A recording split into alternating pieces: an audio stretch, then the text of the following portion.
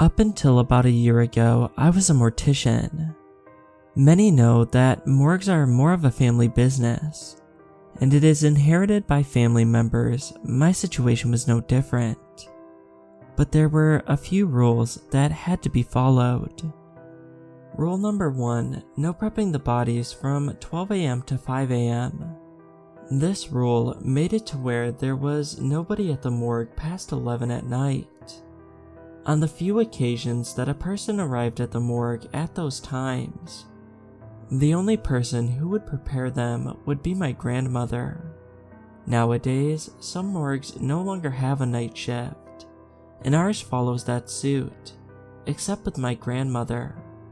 If someone needed to be prepped, she would be the one to do it, no matter the hour of night. Rule number 2, when entering or leaving any room or even the morgue itself, you are supposed to say hello and goodbye. I never understood this rule, but I never dared to question. Rule number 3, never forget to wear your family protection amulet. This rule was the most important and stressed rule. These amulets were passed down in my family to anyone who worked at the morgue.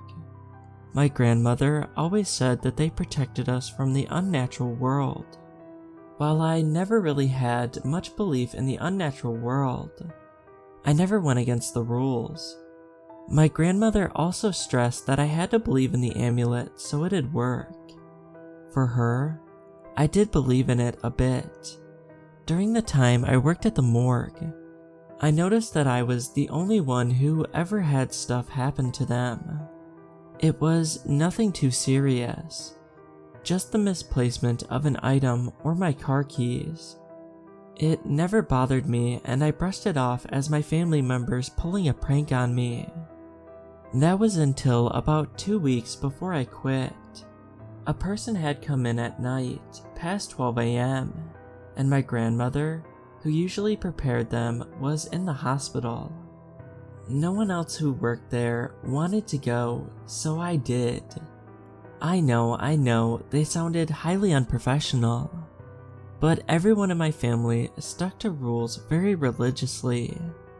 I came in and immediately noticed something off about the morgue. It looked the same as it does in the day, but it didn't feel the same. I shivered at the cold that surrounded me, and just focused on getting the person prepped. As I worked, I felt something stare me down, but I never saw anything.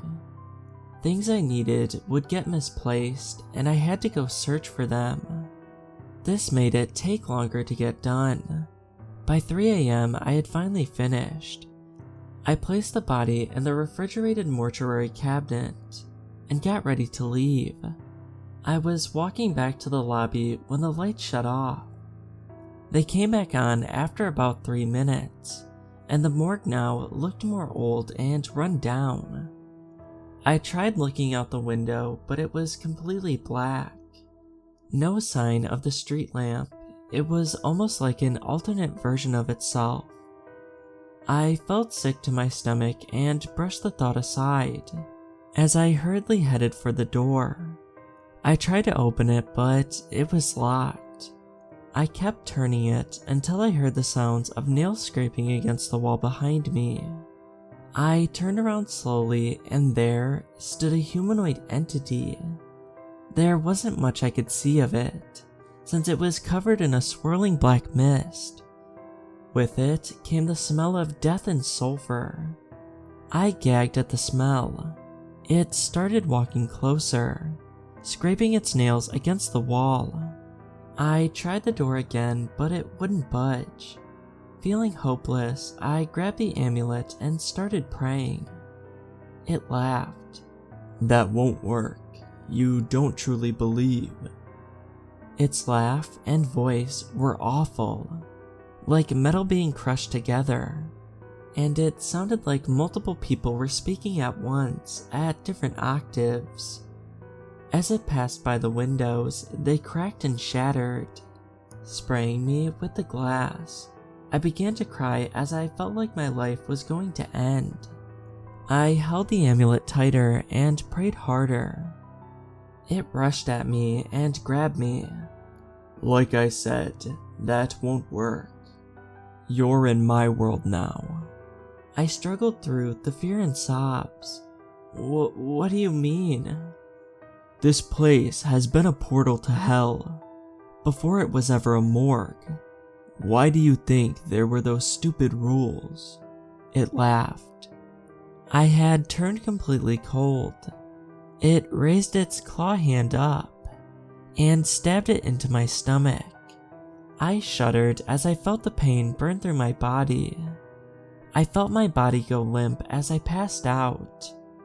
When I woke, I was where I was previously, but the morgue looked the same as it does in the day.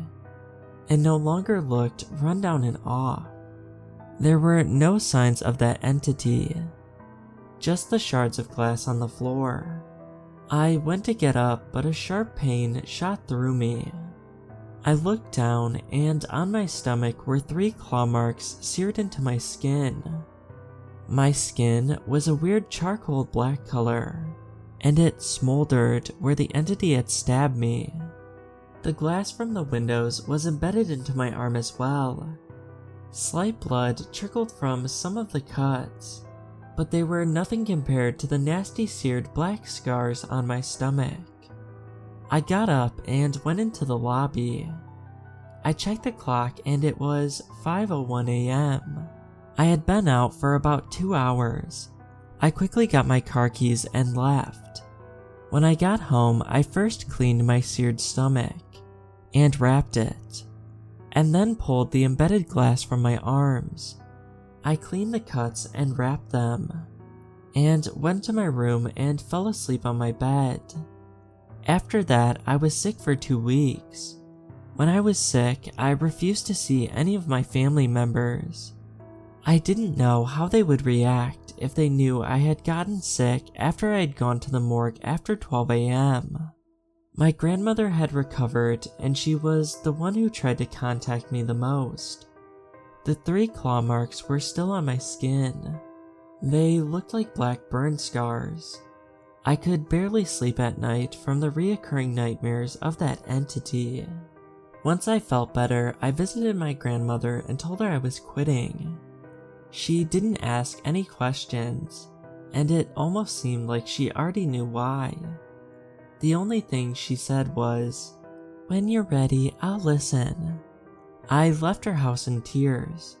I'm sure she knew I had an encounter with that entity. Did she ever encounter it, or did her belief keep her safe? I didn't know the answer, but I am convinced that the entity was the reasoning for the weird rules at the morgue. About 3 months ago, I told my grandmother what had happened, and she consoled me and placed what she called a protection prayer over me.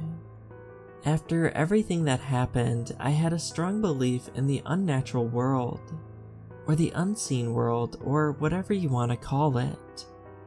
I still have night terrors very often, and suffer from insomnia due to the night terrors, but I'm getting help with that. Stay safe out there, people, and don't assume that everything is as it appears.